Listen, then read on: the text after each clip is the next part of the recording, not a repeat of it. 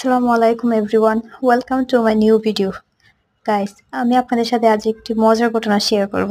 বিষয়টি হলো, আমার হাজব্যান্ড যেহেতু প্রচুর চাকর, মানে চাল আবার, তাই তার জন্য ইউটিউব দেখে একটি চায়ের রেসিপি দেখেছিলাম। ভেবেছিলাম তাকে একদিন এটা বানিয়ে খাওয়াবো। আজকে যেহেতু সারাদিন ধরে বৃষ্টি পড়ছে, তাই ভাবলাম আজকে এই রেসিপিটা ট্রাই করা যাক। যেই কথা সেই কাজ। তারপর সেই অনুযায়ী আমি চা বানানো শুরু করে দিলাম। রেসিপিটা ট্রাই করতে গিয়ে যে শেষ পর্যন্ত এরকম হবে, সিরিয়াসলি আমি সেটা ভাবতে পারিনি। ভিডিওটি শেষ পর্যন্ত দেখলে আপনারাই বুঝতে পারবেন যে কতটা আজাইরা হইলে এই ধরনের রেসিপি আমি ট্রাই করতে যাই। রেসিপিটিতে প্রথমে চিনি গরম করে ক্যারামেল যে তৈরি করে ওইটা আর কি করছিল, তাই আমিও সেই অনুযায়ী ক্যারামেল তৈরি করছিলাম। তারপর ক্যারামেল তৈরি হয়ে গেল। এই পর্যায়ে আমি তেজপাতা, আদা এবং এলাচ দিয়ে দিলাম।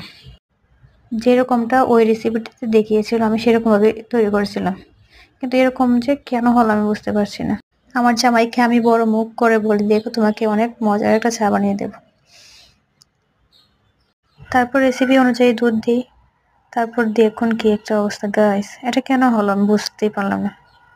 আমার মাথাটা পুরোই নষ্ট হয়ে গেল, আমার সব কষ্ট মাটিতে গেল। জামাইকে খুব বড় করে বড় গলায় বলেছিলাম যে তার জন্য একটা স্পেশাল চা বানাচ্ছি। কি হলো এখন, আমি কিভাবে তার মুখ দেখাইলাম আমি।